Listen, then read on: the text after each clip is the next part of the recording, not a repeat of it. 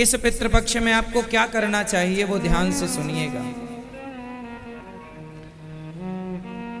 हम शास्त्रों को जब पढ़ते हैं तो उसमें हमें मिलता है कि हर पुत्र को चाहिए कि वो अपने पूर्वजों का श्राद्ध करे। तो कहने का अर्थ ये है कि यहां जैसे आप बड़े बेटे हैं अपने घर में, तो बड़े बेटे को श्राद्ध करना चाहिए। श्राद्ध का अर्थ क्या होता है? श्रद्धा से दिया गया दान, श्रद्धा से किया गया कर्म, श्रद्धा से किया गए कर्म को किसके लिए? अपने पूर्वजों के लिए। श्रद्धा से किया गया दान, श्रद्धा से किया गया उनके लिए कर्म श्राद्ध कहलाता है। श्रद्धा से किया गया श्राद्ध होता है। श्राद्ध किसे करना चाहिए? श्राद्ध बड़े बेटे को करना चाहिए। यदि बड़ा बेटा करे तो अच्छा है, नहीं करे तो मझले को करना चाहिए। अब मझला भी नालायक है, नहीं करे तब छोटे को करना चाहिए। करना तो बड़े को चाहिए। अच्छा, जब तक पिता है तो पिता श्राद्ध करेगा, पुत्र नहीं करेगा।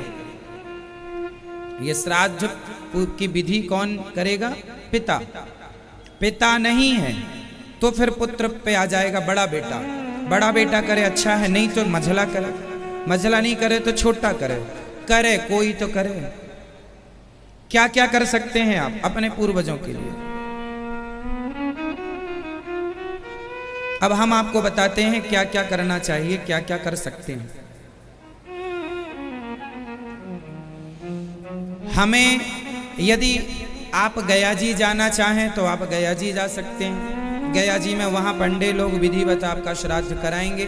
फाल्गु नदी होती है वहाँ पर श्राद्ध वहीं होता है।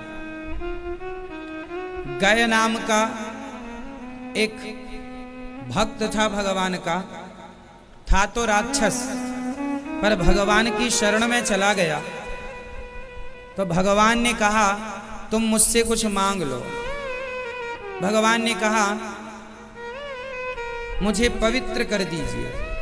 भगवान ने कहा तुम मेरी शरण में आए हो। उसने लेटकर प्रणाम किया भगवान जी को। गय नाम का व्यक्ति था तो लेटकर प्रणाम किया। भगवान बोले तुम तो पवित्र होगे, आज से तुम्हारे ऊपर जो जो श्राद्ध करेगा अपने पूर्वजों के लिए वह भी पवित्र हो जाएंगे। तुम ऐसे ही पड़े रहना। तो उसी के शरीर में आज भी ये श्राद्ध पिंडदान इत्यादि तर्पण होता है। आज भी वो गया तीर्थ वही है, गया वही है।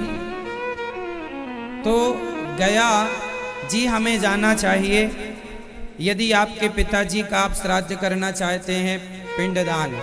अच्छा, पिंडदान कब से होता है?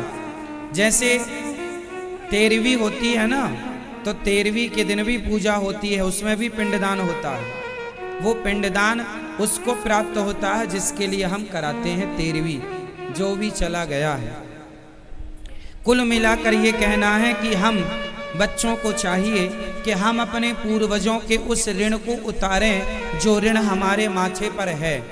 अब कोई पिंडदान ना कर पाए, कोई गया जी जाने का पैसा ना हो, पिंडदान करने का खर्चा ना हो, माना कि कोई बहुत गरीब है, माना कि कोई बहुत गरीब है, तो वो कैसे पिंडदान करे? ना गया जी जा पाए, ना भागवत जी की पोथी करा पाए, ना कुछ काम कर पाए, वो उसके पितर कैसे तृप्त होंगे? माना कि कोई व्यक्ति बड़ा गरीब है तो उसका भी एक उपाय है।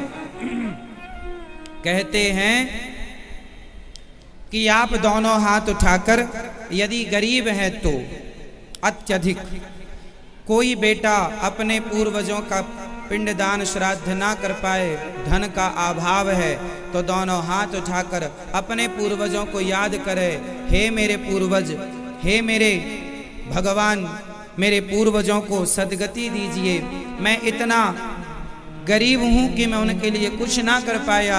आप अपने पूर्वजों से प्रार्थना करिए कि भगवान से प्रार्थना करिए मेरे पूर्वजों को सदगति दें, और प्रार्थना करते करते यदि कोई 2 आंसू बहा देता है तो वो आंसू ही पिंड बन करके उन्हें प्राप्त हो जाते हैं, उससे ही उनकी सदगति हो जाती है। हम कहना ये चाह रहे हैं कि भले श्रद्धा के आंसू बहाओ पूर्वजों के लिए, पर कर्म करो, करना चाहिए। क्या क्या कर सकते हैं आप लोग अपने पूर्वजों के लिए भागवत जी की पोथी करा सकते हैं। गया जी श्राद्ध तो कराना ही है, पर भागवत जी से भी हमारे पूर्वजों की सदगति, गया श्राद्ध से सदगति होती है और भागवत जी से सदगति होती है। आप अपने घर में ब्राह्मणों को बुलाकर भोजन कराइए। अच्छा, ब्राह्मणों को निमंत्रण कब करना चाहिए? इसका शास्त्रोक्त नियम है। जैसे आपकी पंचमी तिथि आई, आपके पिता की, दादा की, माना कि पंचमी तिथि, तो पंचमी जो तिथि है उस तिथि में आपको माना कि 10, 12, 15 ब्राह्मण बुलाना है श्राद्ध के लिए, भोजन कराने के लिए। तो आप ब्राह्मणों को कब बुलाएं? एक दिन पहले यदि बुलाएं तो उसमें एक शर्त है, यजमान को और ब्राह्मण को दोनों को, जैसे आपने आज हमें निमंत्रण दे दिया कि महाराज जी आप श्राद्ध में आना है, तो आपने किसी ब्राह्मण को कहा कि पंडित जी कल आपको श्राद्ध में हमारे घर आना है। पंडित जी ने बोला आऊंगा, तो फिर उस दिन आपने बोल दिया तो आपके जो पितर हैं वो ब्राह्मण के भीतर जाकर प्रवेश कर जाएंगे कि आज कल ये पंडित जी हमारा श्राद्ध खाएंगे तो हम इनके भीतर रहें। तो जैसे माँ खाती है तो माँ का खाया बच्चे के पेट में चला जाता है, ऐसे ब्राह्मण देवताओं का खाया हुआ पितरों के पेट में चला जाता है, जैसे माँ का खाया बच्चे के पेट में। तो एक दिन पहले यदि आप करते हैं तो उसमें एक शर्त है, पंडित जी को और आपको, आप दोनों को, यजमान और ब्राह्मण दोनों को ब्रह्मचर्य का पालन करना पड़ेगा। आज आपने निमंत्रण दे दिया तो आज की रात उन्हें ब्रह्मचर्य का पालन करना पड़ेगा।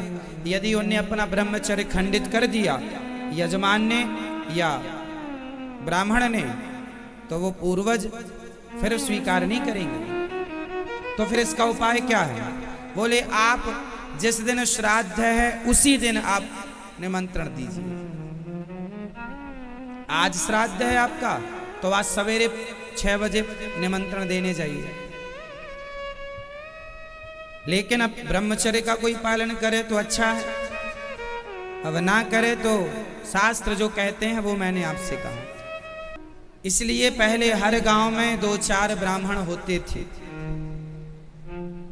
ताकि ब्राह्मण ही प्रसाद पाए। प्रसाद तो फिर आप सबको पवाते हैं, समाज को, गांव को, जितना आपकी श्रद्धा है, पर ब्राह्मणों को प्रसाद पवाएं, मड़िया चकाचक खवाएं, मस्त उनको भोजन प्रसादी करा के दान दक्षिणा दें, तब जाके पितरों को तृप्ति मिलती है। तो ये श्राद्ध पक्ष है, पितरों को आप जो भी दे सकें, उनके निमित्त जो भी आप करें, वो श्राद्ध पक्ष में हर व्यक्ति को, हर गृहस्थ को करना चाहिए।